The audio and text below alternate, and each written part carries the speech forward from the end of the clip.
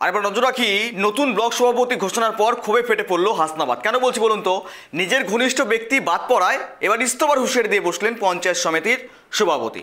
অভিযোগ উঠল টাকার বিনিময়ে পদ বন্টন, আর জানিয়ে একেবারে চাঞ্চল্য ছড়িয়েছে। দেখুন দেখাচ্ছি, যেখানে মূলত বিজয়া সম্মেলনী সভাও কিন্তু এক প্রকার বাতিল করলেন তারা, এবং সেখানে কিন্তু এ নিয়েও তৈরি হচ্ছে ব্যাপক গোষ্ঠীদ্বন্দ্ব। এবং দেখুন, আসন পায় ফাঁকা, সভাপতির পদ নিয়ে বিক্ষোভ, এবং সেখানেই মূলত নিজের তৃণমূল নেতা নিজের ঘনিষ্ঠ তৃণমূল ব্লক সভাপতি না হওয়ায় ক্ষোভ উগরে দিলেন, এমনকি দল ছাড়ার হুঁশিয়ারি দিচ্ছেন।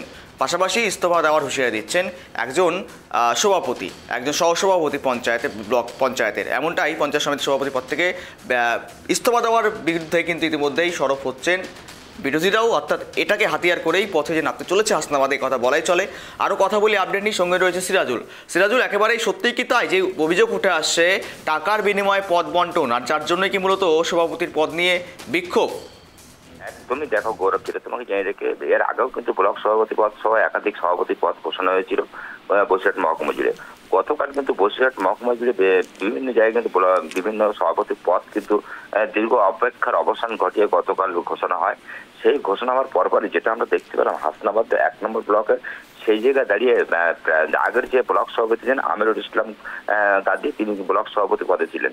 এবং গতকালকে দেখো, যেটা বিজয় সম্মেলনী একটা অনুষ্ঠান ছিল তাদের বিকাল 3টায়, সেই বিজয় সম্মেলনী অনুষ্ঠানে হওয়ার আগেই ব্লক সভাপতি পদ ঘোষণা হতেই কিন্তু সেই যে আমিরুল ইসলাম তিনি কিন্তু ক্ষোভে ফেটে পড়েন, এবং সেই বিজয় সম্মেলনী সে যে অনুষ্ঠানটা হওয়ার কথা সেটা কিন্তু বন্ধ করে দেওয়া হয়। রীতিমতো সেখান থেকে ব্যানার লাস্ট সব ব্যানার বা পতাকা যা ছিল সব খুলে নেওয়া হয়। এবং তিনি গুরুতর অভিযোগ তুলেছেন, নতুন সেই আমিরুল ইসলামের জায়গায় কিন্তু নতুন ব্লক সভাপতি পদ পেয়েছেন, সেটা হচ্ছে আপনার আনন্দ সরকার। সে আনন্দ সরকার ব্লক সভাপতি নতুন নিযুক্ত হওয়ায় কিন্তু ক্ষোভে ফেটে পড়ে এই প্রথম সভাপতি আমিরুল ইসলাম। তিনি একাধিক মন্তব্য করেছেন, যেটা তিনি বলতে চেয়েছেন টাকার বিনিময়ে তাকে ব্লক সভাপতি পদ দেওয়া হয়েছে, এবং যে এই নতুন ব্লক সভাপতি তিনি নানান রকম দুর্নীতির সঙ্গে যুক্ত, এবং তিনি গত ইলেকশনের সময় তিনি বিজেপি করেছেন এবং বিজেপিকে ভোট পাইয়ে দিয়েছেন। এর আগে তিনি সিপিএম করতেন। একাধিক অভিযোগ তিনি তুলেছেন।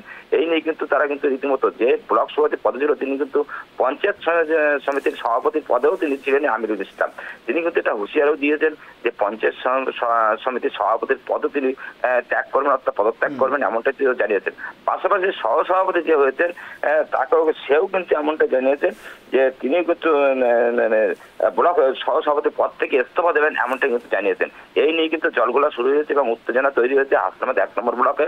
সেই জায়গায় দাঁড়িয়ে নতুন যে পঞ্চায়েত সমিতির সভাপতি যিনি হয়েছেন, তিনি যেটা বলতে চেয়েছেন, ওরা সভাপতি পদটা পায়নি কারণ উনি ঠিক মতো দলটা করে না, বহুদিন ধরে আমি দলটা করে আসছি, এই নিয়ে আমার বিরুদ্ধে নানান অভিযোগ তিনি তুলতেই পারেন, কিন্তু তিনি প্রকৃত দলটাকে ভালোবাসেন না বলে এইসব কথাগুলো বলছেন। এই নিয়ে কিন্তু একাধিক তথ্য তিনি পদের কিসের তো লড়াই চলছে, কেননা মানুষের উন্নয়ন নিয়ে কথা কোথায়, শুধুমাত্র পদ নিয়ে চলছে বিক্ষোভ, পদ নিয়ে চলছে লড়াই।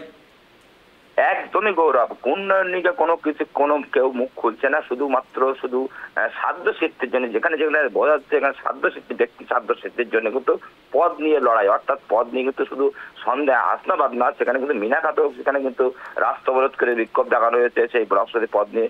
এবং বেশ কয়েকটি জায়গায় সেটা সূত্রে আমরা খবর পাচ্ছি, বেশ কয়েকটি জায়গায় কিন্তু ইতিমধ্যে দ্বন্দ্ব শুরু হয়ে গেছে ইতিমধ্যে ব্লক সভাপতি পদ নিয়ে। যে ব্লক সভাপতি সবাই একাধিক পদ কিন্তু ঘোষণা হওয়ার পরে বিভিন্ন জায়গায় কিন্তু এই ঘটনা উঠে আসছে, সামনে আসছে, প্রকাশ আসছে।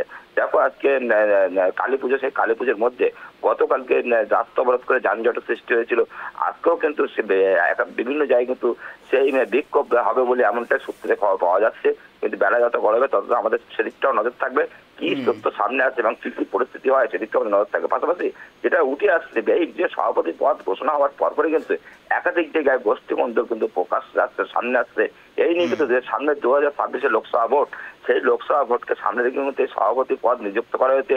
ব্লক সভাপতিকে দায়িত্ব দেওয়া হবে কিভাবে ভোট পরিচালনা করা হবে, এই নিয়ে কিন্তু ক্ষোভে ফেটে পড়েছেন এক শ্রেণীর মানুষ, অর্থাৎ গোষ্ঠীদ্বন্দ্ব, অর্থাৎ এক গোষ্ঠী পদ পেয়েছেন, অপর গোষ্ঠী যারা না পেয়েছেন তারা কিন্তু ইতিমধ্যে বিভিন্ন জায়গায় বিক্ষোভ দেখাতে শুরু করে 2026 লোকসভা ভোটটা কিভাবে আগাবে তারা প্রত্যেক কিভাবে সেদিকটা আমার নজর থাকবে। গৌরব, বেশ ধন্যবাদ।